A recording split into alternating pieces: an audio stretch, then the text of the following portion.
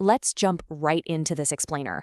Today, we're taking a really close, completely objective look at a very specific slice of history and theology. We are breaking down a speech delivered way back on February 20, 1983, by Reverend Sun Myung Moon, which is titled Heaven's Side and Satan's Side.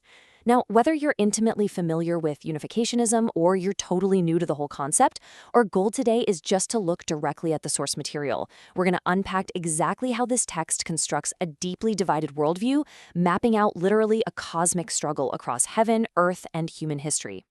To really wrap our heads around this intensely specific 1983 worldview, we're going to hit 5 key areas: the cosmic battleground, defining good and evil, the value of unchanging faith, cultural and political divides, and finally, the unification mission.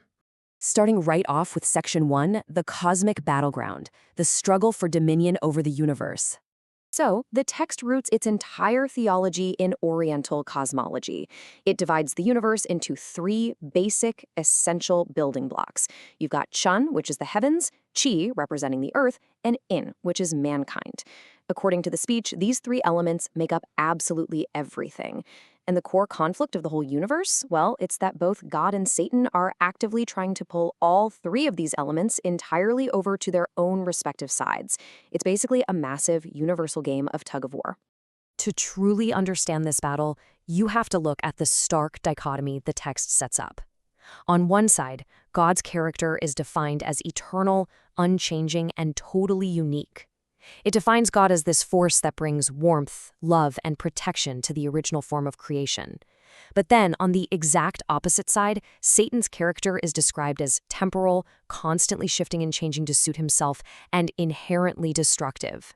The speaker is crystal clear here. These 2 forces absolutely cannot coexist. Now, this brings us to a really fascinating, kind of wild rhetorical question the speaker actually poses in the text. If Satan is infinitely greedy and God is obviously the greatest being in the universe, why doesn't Satan just want to possess God?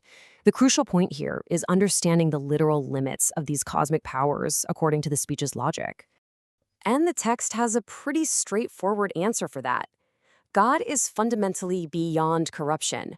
Because God's nature is absolute, eternal, and entirely unchanging, Satan, whose very nature is temporal and changing, can never actually bring God under his control.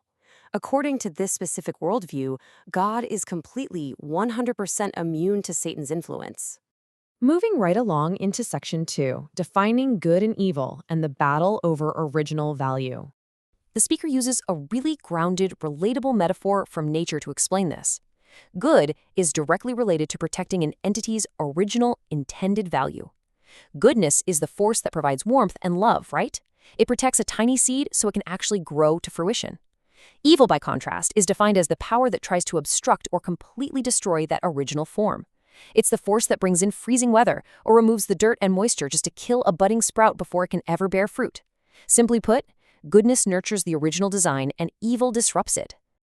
So, keeping that in mind, the text pivots from this massive cosmic scale all the way down to the human level with another really vital question. If God and Satan can't possess each other because their natures are just entirely opposed, who do they both want? Who's the ultimate prize here? Well, you guessed it, it's mankind. The speech claims that human beings are the target. We are the absolute focal point of this cosmic tug-of-war. Why?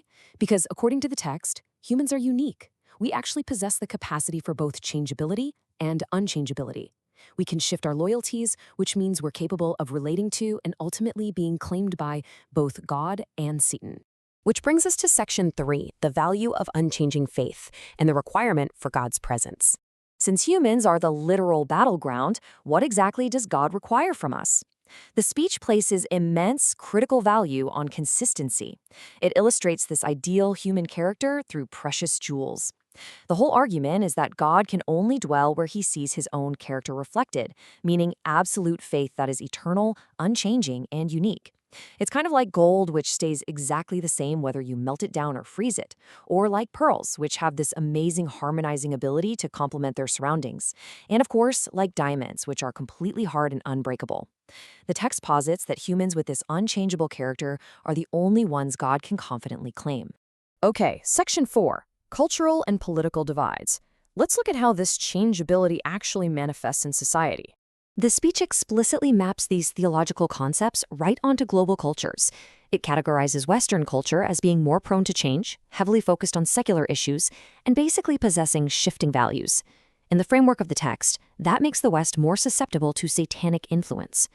On the flip side, Eastern culture is described by the speaker as possessing tremendous patience, endurance, and fundamentally less changeability. Because of that, the text claims that the ultimate, unchangeable truth of God would logically have to emerge from the East. Interestingly enough, within the East, the speech places massive historical and dispensational significance specifically on Korea. It points out a staggering detail. Korea apparently endured 910 foreign invasions throughout its history, yet still managed to retain its core identity. That's a lot to withstand. But the text also views Korea as this microcosm of extremes. It says it contains both absolute patriots and the absolute worst betrayers, a place with no lukewarm people. Therefore, the speech frames Korea as the ultimate global boundary line where the final separation between good and evil is going to be drawn. All of this builds into a very specific historical narrative. The speaker identifies the 40 years from 1945 to 1985 as the period of the greatest chaos in human history.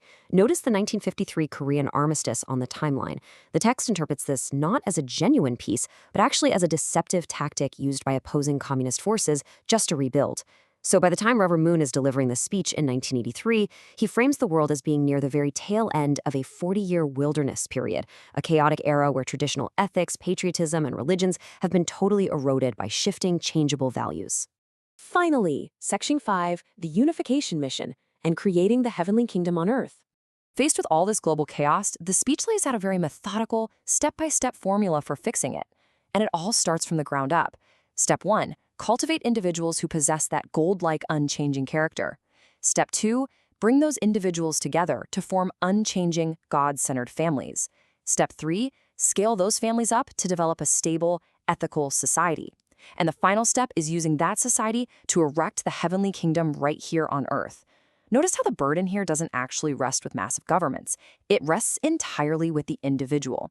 It's a heavy responsibility placed directly on the listener to be the starting point for that change. Now, to really motivate his listeners, the speaker uses a rather surprising sports metaphor to describe their current struggle.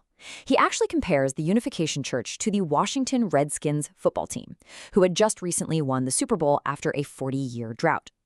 In this analogy, the heavenly Redskins represent the church. Underestimated, sure, but absolutely destined for victory. The opposing team, the Dolphins, represent Satan's side. The speaker openly acknowledges that right now, in 1983, they are at halftime and trailing on the scoreboard, facing massive societal persecution. But he urges everyone to basically wait and see, promising ultimate victory in the second half. So what's the game plan? What are the actionable goals to actually secure that victory? The speech posits unificationism as a necessary third option, an ideology that moves beyond what it sees as the inherent flaws of both democracy and communism. A major practical goal is conducting large-scale international marriages to completely transcend boundaries of race and nationality, basically creating one big human family. The text also forcefully calls for the purification of society from changeable, illicit love, which it identifies as Satan's primary weapon. Ultimately, the whole goal is just to create one world under God. The speech wraps up with a promise of absolute triumph, provided the listeners adhere to these unchanging principles. The speaker declares, quote, "The entire earth will be transformed into the heavenly kingdom on earth, and all of heaven will flourish forevermore." It is a bold, completely uncompromising vision of a world unified under a single, unshifting standard of goodness. And that really brings us full circle for this explainer. We've walked through the cosmology, the strict definitions of good and evil, and the massive historical mission outlined in this 1983 speech.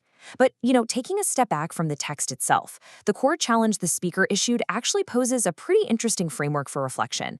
If you evaluate the forces shaping your own life, your own decisions, and your worldview, are you driven by the current of temporary change, or are you guided by unchanging principles? Definitely something to chew on. Thanks for hanging out with me, and I'll see you next time.